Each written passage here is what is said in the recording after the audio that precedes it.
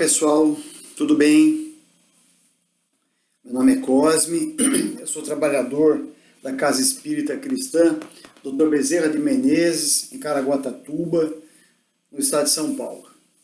Estamos aqui para mais um encontro e trago algumas informações sobre o funcionamento da nossa casa. Já estamos lá de forma presencial todas as terças-feiras e sábados, sempre às 20 horas. Temos a palestra presencial, depois o atendimento, o passe coletivo, por enquanto, né? E também nesses dias temos o atendimento fraterno. Se aquela pessoa precisar conversar com mais reserva, né? Com alguma uma orientação, né? Esse trabalho é feito lá também. Nós estamos também com o trabalho de evangelização infantil, também às terças-feiras. Os nossos cursos, às quartas-feiras, né, continuam sendo ministrados. E uma outra atividade importante que a casa faz, né, que é a montagem de cestas básicas para as famílias cadastradas lá na nossa casa, né? E isso nós pedimos a ajuda de vocês. Nos ajude a ajudar as pessoas que estão passando por fome hoje. Né? Muito complicado isso. Então vamos fazer uma prece. Vamos elevando o nosso pensamento a Deus, nosso Pai maior. Vamos na tentativa de nos descompensar, né, do estresse, do dia a dia. Vamos elevando o nosso pensamento a Deus, a Jesus, e pedindo que o Pai amado nos ilumine, nos guarde, que nos dê a intuição devida, para que possamos hoje juntos estudar e aprender um pouco mais do Evangelho. Que assim seja, graças a Deus, graças a Jesus. Amém. Então vamos lá, né, pessoal? Mais uma vez, nosso encontro. Como eu disse, nós somos da Casa Espírita Dr. Bezerra de Menezes, aqui em Caraguatatuba. E é interessante que essa semana, né, que passou aqui, para ser exato, no último dia 29 de agosto, é a data que seria de aniversário do Bezerra de Menezes, né? É a data em que ele nasceu, em que ele reencarnou aqui entre nós há 191 anos atrás. Então, hoje a gente começa o nosso bate-papo, né, já fazendo essa referência, esse destaque, né, e até porque o tema que nós vamos falar hoje, a bem da verdade, né, o que foi designado para mim, né, é o Cristo Consolador. E aí mais adiante, né, a pessoa que prepara, que elabora, faz toda a programação, até comentou comigo, puxa vida, tá próximo da data de aniversário do Bezerra, né? Vamos fazer alguma coisa. Ainda me perguntou, o que você acha de mudar o tema, né? Eu falei, não. A gente é intuído, orientado pelo plano espiritual, eu pensei, falei, não, vamos manter o tema. Né? Porque quando a gente fala do Cristo Consolador, não tem como, né? Automaticamente a gente vai falar da doutrina espírita consoladora. E quando a gente fala da doutrina, não tem como deixar de citar, né, uma pessoa importante que esteve entre nós aqui, né, que foi um outro consolador também, o Bezerra de Menezes. Né? Nasceu lá no interior do Ceará e foi para o Rio de Janeiro com dinheiro da passagem para estudar medicina e se tornou um excelente profissional de saúde. Né? E quando ele teve contato com a doutrina espírita, aquilo mudou a vida dele. E aí, inclusive, ele é conhecido, né, como médico dos pobres, porque ele fazia a prática da medicina sem cobrar das pessoas, principalmente as pessoas carentes, né? E ele mesmo acabou desencarnando, né? Ele morreu como um pobre, né? Financeiramente, mas um espírito rico de evolução em termos de caridade, de consolo, que ele, né, foi também um grande consolador para muitas pessoas. Então, o nosso bate-papo hoje começa, a gente já deu essa entrada aí sobre o nosso querido Bezerra, a gente vai discorrer o tema do Cristo Consolador e lá no final a gente fecha com o Bezerra. Combinado? Então vamos lá. A gente falou, né, do Consolador, né, do Bezerra. A verdade, o Bezerra foi um dos caras que seguiu o grande exemplo do Mestre Jesus, né? O Cristo Consolador. E é interessante que quando a gente fala do Cristo, a gente tem que entender Jesus, né, não apenas como um homem, como um Galileu, como uma pessoa que tinha uma liderança, que tinha uma inteligência um pouco acima do normal, né? Não. Nós temos que entender Jesus como um espírito de elevada grandeza que esteve aqui entre nós para nos falar, para nos ensinar sobre o amor. Não é? E é com essas palavras do amor que ele consolava a todos. Né? Quando a gente fala dessa consolação, desse espírito evoluído de Jesus, nós estamos falando de consolar as pessoas através da fé e através do desafio. Você pode falar, poxa, mas através da fé dá para a gente entender alguma coisa. Agora, do desafio, nós vamos chegar lá. Por que da fé? Né? Então vamos lá. Jesus era uma pessoa que aliviava o sofrimento de todos, né? Aquelas pessoas que não enxergavam, que tinham dificuldade de se locomover, né? Tinham algumas deficiências, os doentes, os leprosos, né? E toda vez que ele aliviava, que ele curava, que ele consolava uma pessoa, né, nesse sentido, era normal que a pessoa procurasse por Jesus para agradecê-lo, né? E qual que era sempre a resposta de Jesus? Ele dizia assim, não fui eu que te curei, foi a sua fé. Legal, né? Então, a fé consoladora é essa, né, que a própria pessoa tem, né? E Cristo dizia isso. E quando a gente fala da consolação através de desafios, né, a gente lembra, entre várias passagens, daquela mulher que estava sendo condenada por adultério, estava sendo apedrejada, lembra dessa história? Aí Jesus chega ali naquele ambiente, vê aquela situação, a mulher sendo apedrejada por um crime de adultério, né? E aí ele fala assim para o pessoal, ei, gente, vamos lá, né? Mais ou menos assim. Então, atire a primeira pedra aquele que não tem um pecado. Aí as pessoas foram largando as pedras e foram embora. Jesus se abaixou, porque a mulher estava no chão sendo apedrejada. Ele se agachou no mesmo nível da mulher e disse, agora ninguém mais vai lhe apedrejar. Levante, mulher, siga o teu caminho, mas não peque. Aí é o desafio, né? Jesus muitas vezes dava esse consolo, esse alívio para as pessoas, mas ele dava um desafio para que a pessoa mudasse de postura, mudasse de comportamento. Porque senão ia ser uma solução paliativa, um consolo só para aquele momento. Se a pessoa continuasse com aquela mesma postura de vida, aquilo ia ser recorrente. Então ele dava esse desafio também para as pessoas, da mesma forma em que ele aliviava as suas dores, né? Mas era complicado, as pessoas não entendiam muito bem Jesus, né, naquela época. Até nós hoje temos dificuldade disso, né? Mas o legal é que Jesus, antes dele desencarnar, antes dele voltar para o plano espiritual, né, e ele nos fez uma promessa. Ele nos prometeu que viria um consolador, um outro consolador. E que esse outro consolador iria falar em nome dele e em nome do Pai, que é Deus. Olha que legal isso, né? Isso a gente encontra em qualquer escritura sagrada, né, independente da religião, está lá. Ele nos disse isso. E isso efetivamente aconteceu.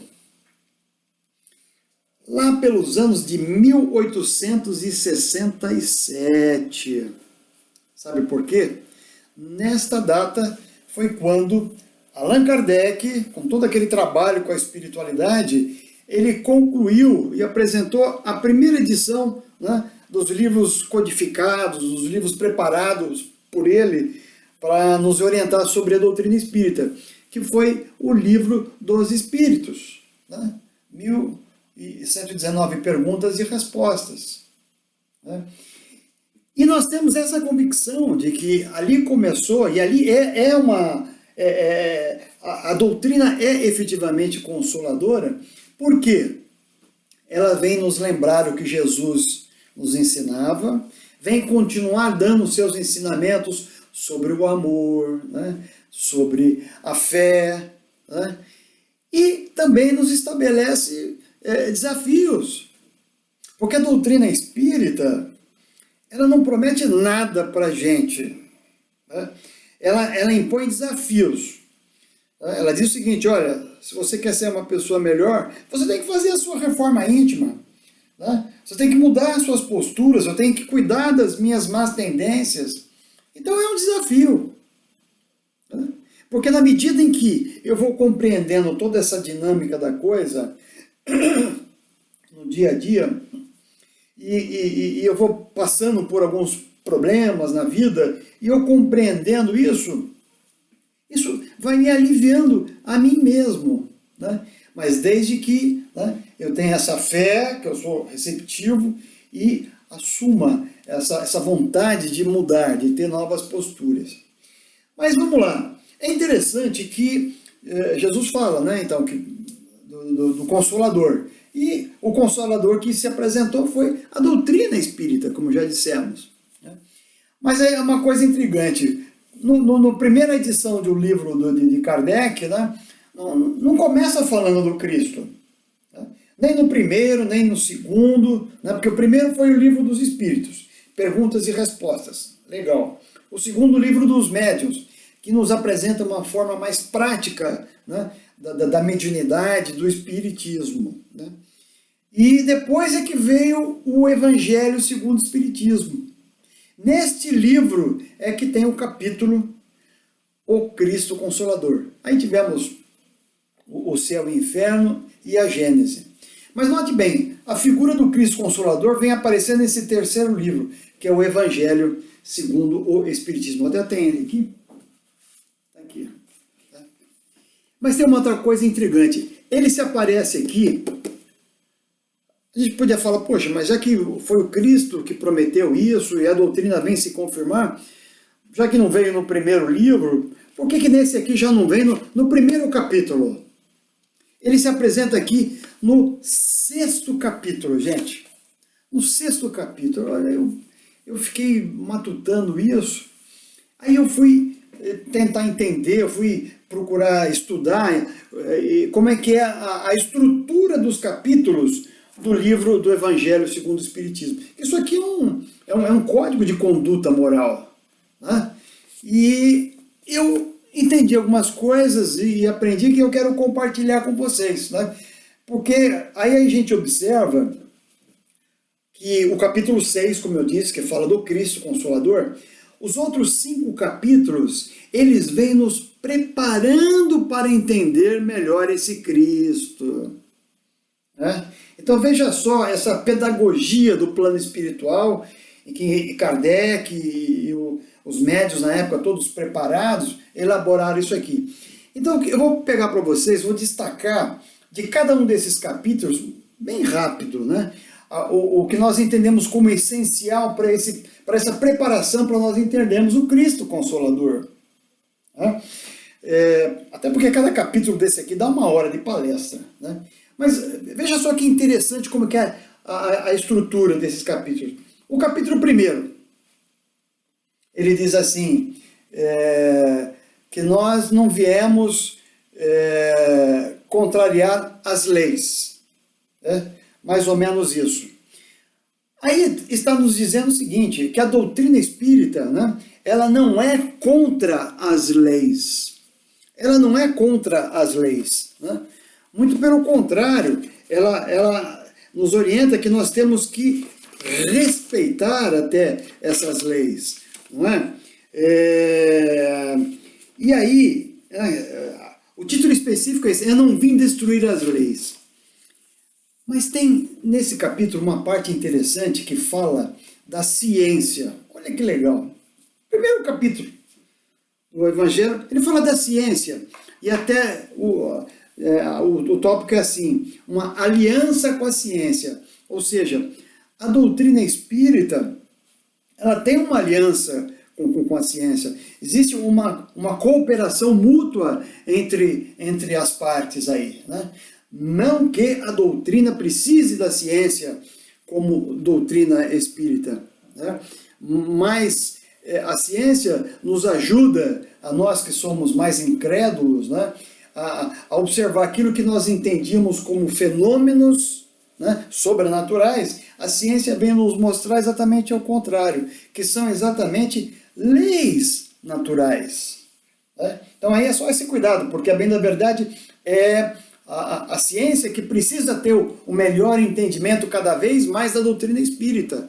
Né? Se é que ela queira ter esse papel humanitário que a ciência tem. Né? Então, legal. Quando fala da ciência aqui, Kardec e a espiritualidade está falando da fé, que nós não podemos ter aquela fé cega. Nós temos que ter uma fé compreensível, uma fé inteligente, o que nós chamamos muito de uma fé raciocinada. Né? Olha que legal. É isso que esse capítulo vem já nos sinalizando para a gente entender o Cristo, o Consolador. Aí, o segundo capítulo do livro, que fala assim, né? O meu reino não é deste mundo.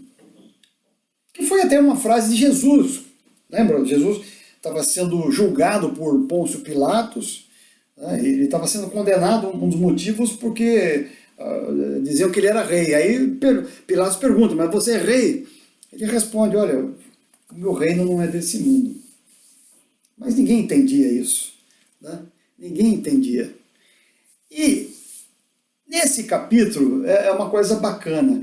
Tem um depoimento, né, uma instrução de um espírito, porque este livro aqui, o Evangelho, o que difere de outros evangelhos que a gente tem, né, publicados, é que esse aqui ele vem com instruções dos espíritos. Ou seja, não deixa dúvida para que a gente receba alguma interpretação de alguma liderança espírita. Os próprios espíritos nos dão as instruções. Muito bem. Nesse capítulo, ele fala de um espírito que teria sido uma rainha na França. Né? Então, como uma rainha, né, ela tinha tudo aos seus pés. Não é? Toda aquela pompa, festas, castelos, roupas maravilhosas, uma comida farta. Né? Ela, inclusive, ela foi criada assim desde pequena, desde criança, então ela já tinha a convicção de que ela era superior às pessoas. Mas só que aí um dia ela morreu, ela desencarnou. E quando ela chega lá no plano espiritual, e ela nos dá esse depoimento, ela chega lá numa situação inferior assim, de desconforto, né? De desequilíbrio, né? E vendo outras pessoas acima dela, né? Muito mais felizes, muito mais equilibradas, pessoas que ela até, olhando lá, ela considerava como súditos quando ela estava viva, porque não era da família real. Né? E aquilo foi muito complicado, porque ela falou, imagina, gente, eu era uma rainha lá, o que está acontecendo aqui? Nesse segundo capítulo, eles estão nos mostrando a diferença entre a realeza terrestre e a realeza espiritual. Né? Ou seja, o que nós vamos levar de concreto, de valor, né, para o plano espiritual? nós vamos levar aquilo que nós fizemos aqui, de bom, ou até aquilo de ruim. É isso que nós vamos levar. Essa é a diferença que Jesus estava querendo explicar naquele momento e ninguém estava entendendo nada. Ninguém estava entendendo nada. Até, por exemplo, imagine que vai chegar um momento em que eu vou desencarnar. Tá? Aí eu chego lá no plano espiritual, poxa, o que está acontecendo aqui, né? Eu era frequentador de uma casa espírita, eu trabalhava na casa, dos trabalhos obsessivos, fazia o curso, eu dava palestras. E o que está acontecendo aqui, né? Porque de repente chega lá no plano espiritual, a gente acha que é o rei, né? E de repente a gente entra até pelos fundos, né? É um mero exemplo, não que tenha entrada pelos fundos do plano espiritual, mas para a gente ter essa noção. Aí acontece isso comigo lá, tá? Por quê? A única realeza que eu estarei levando para lá é aquilo que efetivamente eu fiz, que eu pratiquei, de bom e, infelizmente, às vezes de ruim, né? Não aquilo que eu disse para as pessoas, não aquilo que eu tenho a intenção de fazer. Então esse capítulo mostra isso, essa diferença da realeza. Tá? Capítulo 3. O capítulo 3, ele fala que há muitas moradas no reino de meu Pai. Aí, minha gente, mostra a complexidade. Né? A complexidade de Deus. Né? Nesse universo todo em que nós estamos dentro de um contexto. Né? Eu falo da complexidade de Deus porque a gente ainda pode achar que o nosso planeta Terra é o centro das atenções. Mas a própria ciência já com evidência, nos mostra e comprovam isso. Por exemplo, a ciência nos diz que o planeta mais próximo do nosso está a mais de 40 anos-luz de distância. É uma referência, né? Anos-luz. Velocidade da luz. Então o que acontece? Se nós conseguíssemos viajar nessa velocidade, nós íamos levar mais de 40 anos para chegar no nosso vizinho, no planeta mais próximo. Então, a complexidade dessa pessoa que nós chamamos de Deus é muito grande. A gente não pode considerá-lo apenas como uma pessoa que nos castiga, que nos pune ou que nos dá bônus. Né? Ele tem uma gama de coisa para administrar ali e tem os seus representantes. Né? Eu arrisco dizer, os seus procuradores, que no nosso caso aqui no planeta Terra, Jesus foi designado o grande governador, né, do nosso planeta, o Consolador. Legal? Aí pegamos o capítulo 4. Vocês observam que vem uma sequência lógica. Né? Aí o capítulo 4 ele diz assim, ninguém verá o reino dos céus senão renascer. Gente, esse capítulo é importantíssimo, né, para a gente querer entender melhor, aprofundar a doutrina. Porque ele está falando ali da pluralidade das nossas existências. Ou seja, das várias vidas que nós já tivemos e que ainda vamos ter nesse processo de melhoria que nós temos que passar. Nós estamos falando nesse capítulo da reencarnação. Né? Mas fala assim de uma forma, de um processo lógico. Né? Como essa lógica que a gente está tendo desde o primeiro capítulo, né? Que fala da ciência, da fé, né? Que fala do complexo de Deus nesse universo, né? Das suas várias moradas, e que a gente está aqui para melhoria e etc. Né? É nesse sentido, né? Em que se apresenta a figura da reencarnação. Né? Legal, então está tendo uma lógica, não é? Aí vem o capítulo 5, porque lembra que eu disse o Cristo Consolador é o capítulo 6. Aí vem o capítulo 5 que diz assim, bem-aventurado os aflitos. Aí eu parei para pensar, né? Poxa, parece que não tem lógica no que está vindo dos capítulos anteriores. Vocês também não têm essa impressão? Eu também tive de imediato. Mas aí fui pesquisar, estudar melhor. E é até interessante que esse capítulo 5 faz parte daquelas bem-aventuranças, né? Acho que são 5 bem-aventuranças, né? Trata-se daquele discurso que Jesus fez na montanha, né? O Sermão da Montanha, onde tinha ali pessoas aflitas, sofredoras, e Jesus ali apresenta algumas ideias, né? algumas ideias centrais de comportamentos que as pessoas deveriam ter para serem felizes, para serem bem-aventurados. Então, é isso, né? Só para lembrar o que são as bem-aventuranças. Mas o interessante é que, aí, nesse livro, ele antecipa uma das bem-aventuranças para o capítulo 5, aí depois fala do Cristo, e depois volta com as outras bem-aventuranças. Eu falei, puxa vida, bem-aventurados os aflitos, os que sofrem. E aí a gente vai ter que entender melhor ainda o que Kardec e a espiritualidade nos mostra aí, às vezes, nas entrelinhas. Né? Nesse capítulo, estão nos dando um outro enfoque sobre a dor. Um enfoque daquela dor que é natural que tenhamos para a nossa evolução, para o nosso crescimento moral. Esse é o enfoque que essa bem-aventurança quer nos mostrar. Né?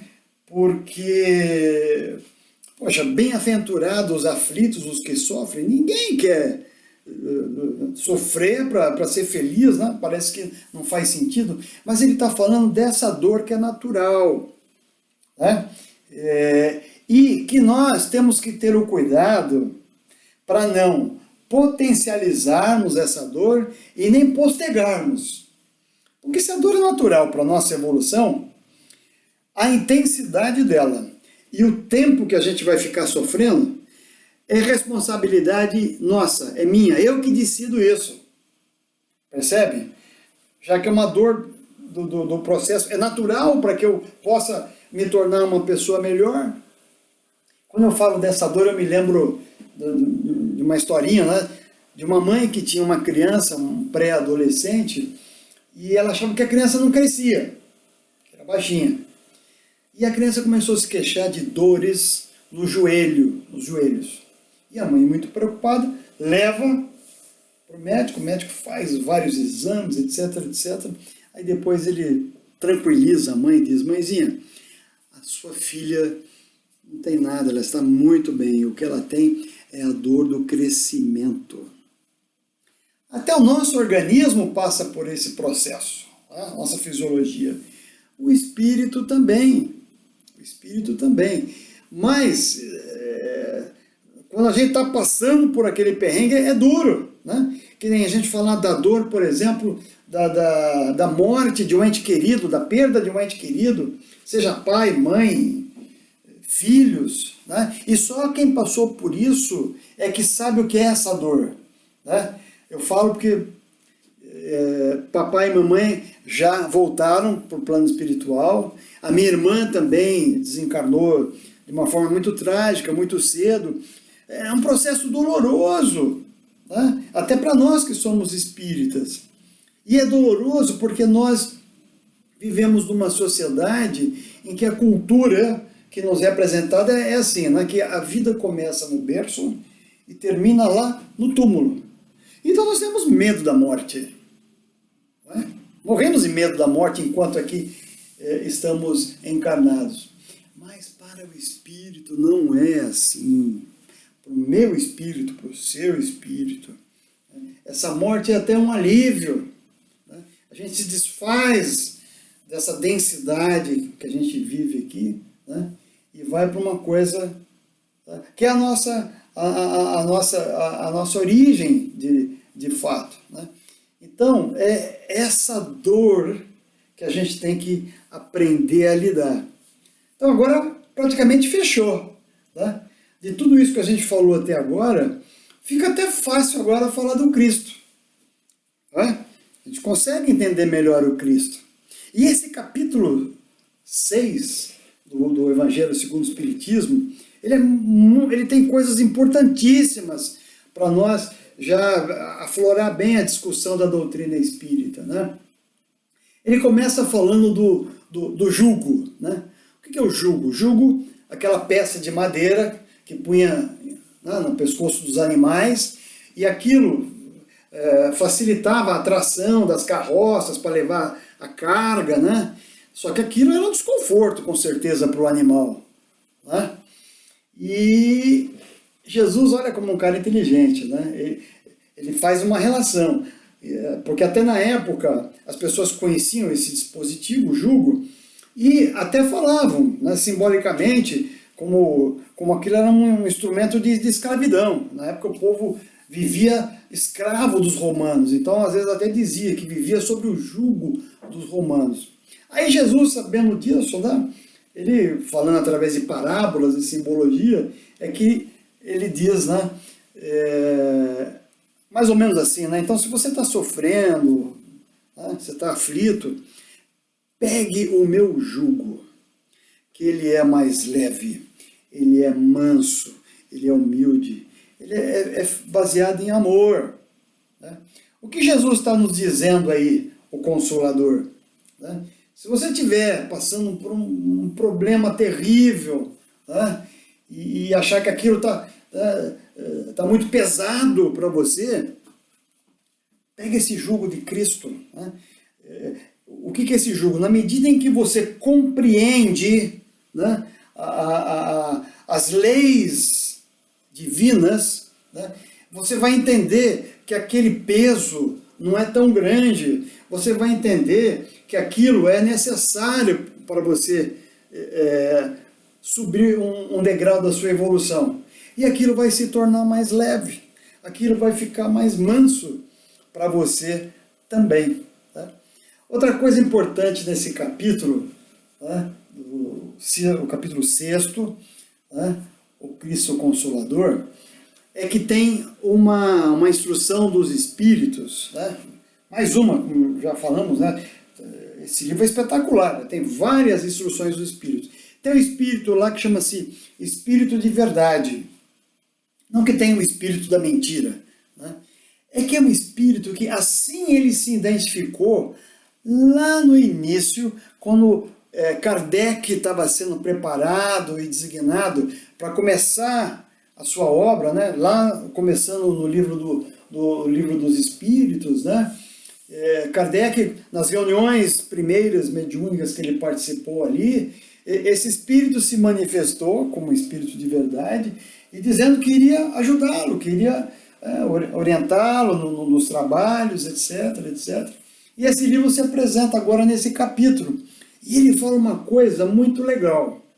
Ele diz assim, né, mais ou menos, que a doutrina, que é a consoladora prometida pelo Cristo, ela vem nos lembrar muitas coisas que Jesus nos ensinou, né, e vem nos trazer novos ensinamentos para que a gente possa compreender melhor qual a nossa origem, qual o objetivo nosso aqui de vida e qual será o nosso destino.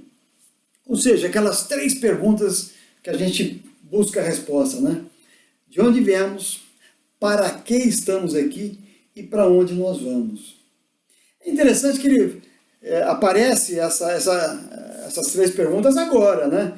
Porque apresentando lá no início ia ficar mais difícil da gente compreender, né? Então você vê que essa série toda pedagógica, repito, do plano espiritual, para a gente ir entendendo melhor o Cristo Consolador.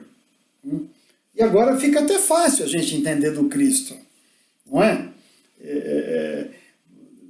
O Cristo como um espírito evoluído. Agora fica mais fácil da gente entender até nós mesmos, enquanto espíritos.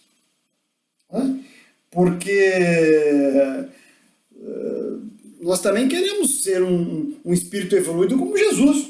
Ué, Jesus surgiu como todos nós, um espírito simples e ignorante. Não sabemos quantos milênios, quantas reencarnações Jesus teve, mas ele foi evoluindo.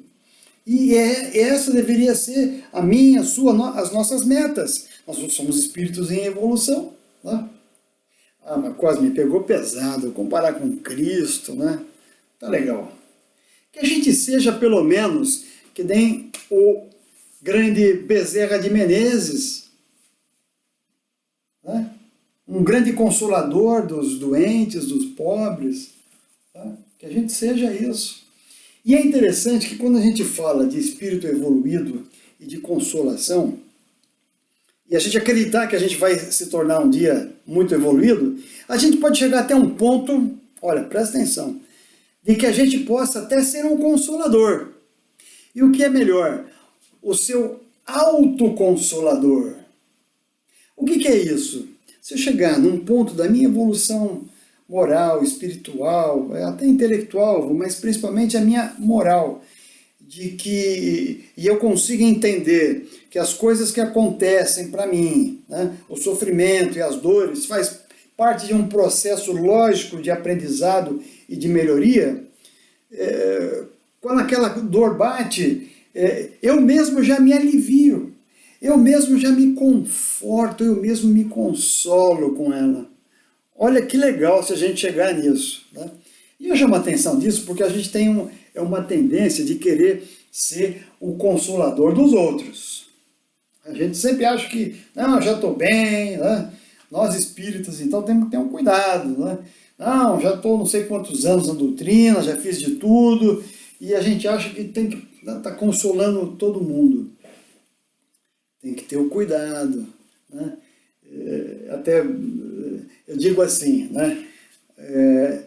É muito comum, né, nas casas espíritas, né, a pessoa que vai lá e é atendida, às vezes ela fala assim, puxa, eu vou lá naquela casa, quando eu recebo o passe daquele médium, nossa, eu saio de lá tão bem.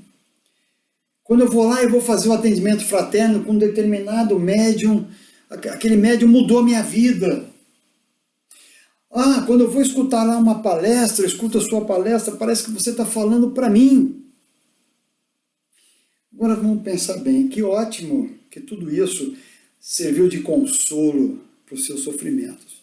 Mas será que é o nosso médium mesmo que está sendo intuído e falando aquilo que ele recebeu de orientação? Será que é ele que é o responsável por você se sentir mais feliz? Ou é você que está receptivo àquilo? Ou é você que está tendo fé em receber aquilo? Ou é você que está decidido a mudar a sua postura, o seu comportamento? Porque de uma coisa, eu, principalmente agora como palestrante, eu digo, a única absoluta certeza que eu tenho de uma pessoa que vai me escutar e vai ser tocada por aquilo que eu falo, sou eu mesmo. Não tenho a menor dúvida, sou eu mesmo.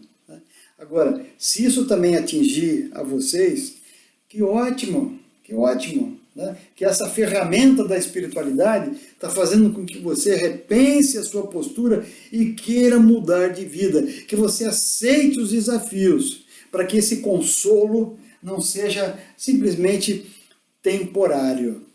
Né? Legal isso.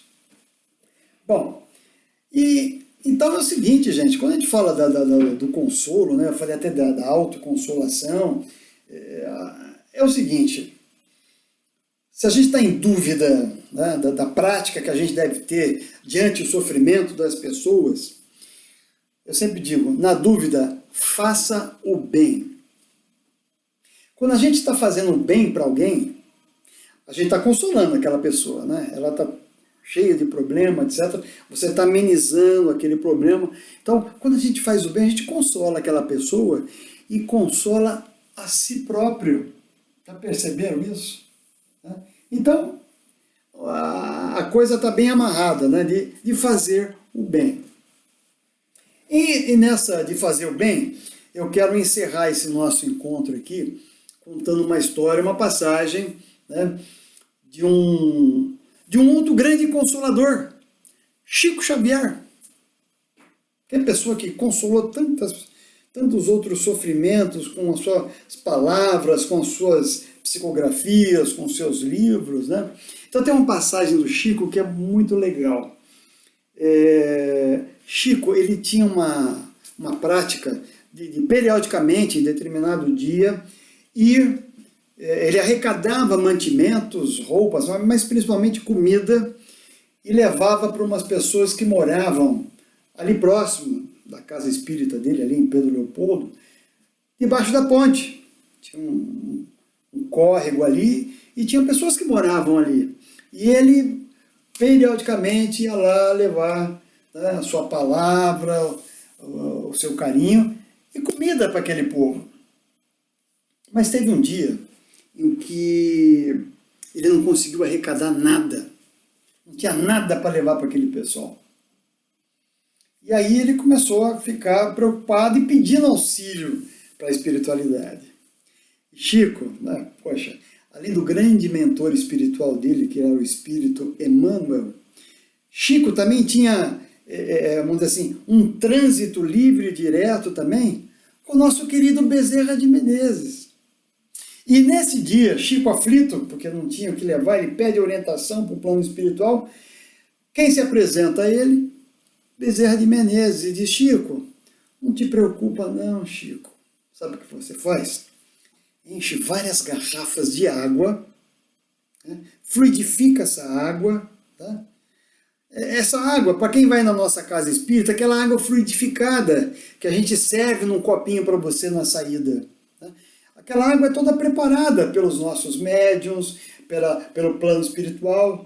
Ali eu gosto de dizer que tem o remédio, ou seja, o princípio ativo e a quantidade necessária para cada um de vocês. É individual o medicamento que contém ali. Tá? Então, assim, Bezerra fala, olha, leva essa água, prepara, leva essa água fluidificada para que eles possam tomar e receber esses bons fluidos da espiritualidade amiga. Aí Chico falou, poxa, legal, obrigado, Bezerra. E assim ele foi. Fechou a casa espírita, o pessoal foi todo com ele, lá, no local lá debaixo da ponte, e chegando lá, Chico, né, além de levar gêneros alimentícios, ele levava também a palavra dele. Aí ele começou dizendo, olha pessoal, hoje infelizmente nós não temos mantimento para vocês, mas somos orientados, estamos trazendo aqui uma água fluidificada para que vocês recebam essa energia e tal e tal. Só que aí o pessoal já ficou meio desconfortável ali, não? Os moradores de rua, um deles chegou até a dizer assim, Chico, olha aqui a nossa situação, Chico. O que nós temos aqui é fome. Água nós temos aqui no córrego. Precisamos de comida, Chico. Aí ficou, imagine só a situação de Chico naquela hora. Teve até um outro morador de rua que tentou, né, pontuar isso e disse, mas peraí, gente, vamos lá. Esse homem toda vez vem aqui e nos traz alguma coisa para comer, etc. Hoje vamos beber a água que ele trouxe. Mas estava aquele clima ali, né? Aí de repente Chico escuta, né, de cima da ponte lá do viaduto, alguém chama, Chico Xavier! Aí Chico olha para cima e fala, olá, não, sou eu, vem aqui meu filho, vem aqui falar comigo. Aí ele olha e vê que em cima da ponte parou um caminhão e desceu um motorista.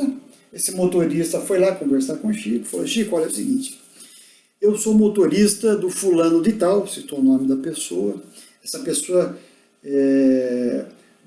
ela foi muito bem orientada por você, as suas palavras, suas psicografias, hoje ela está muito feliz, muito mais equilibrada.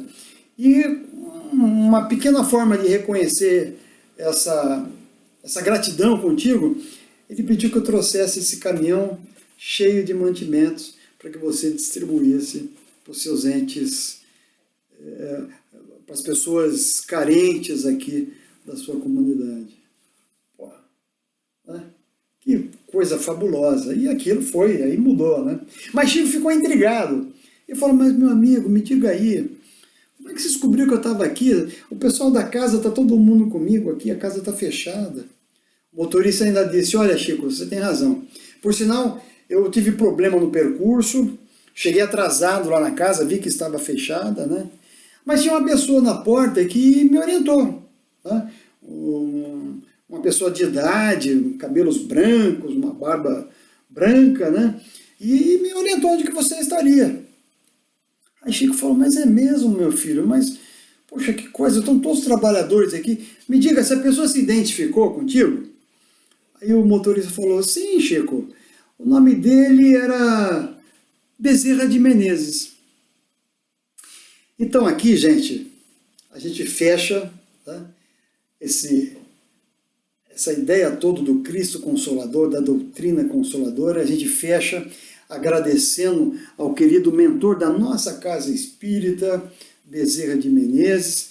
Agradecemos por ele continuar, né, consolando até hoje a cada um de nós, né, que somos assistidos, e é essa homenagem nossa hoje ao querido Bezerra de Menezes. Então, vamos agora encerrar esse nosso encontro com uma prece bem breve, uma prece de agradecimento. Agradecemos ao Pai querido, agradecemos ao nosso Cristo Consolador, agradecemos em especial nessa data de hoje ao querido mentor da nossa casa espírita, Dr. Bezerra de Menezes, né, que nos traz o alívio, o entendimento para as nossas dores físicas, as nossas dores morais, para todos nós que procuramos o seu auxílio. E assim, Pai amado, agradecemos a Ti, a Jesus e a toda a espiritualidade por mais esse encontro. Que assim seja. Amém. Gente, obrigado aí pela presença e até o nosso próximo evento. Um beijo no coração e que esses corações de vocês sejam consolados com o amor de Jesus, com a fé que tenhamos nele e na espiritualidade amiga. Tchau!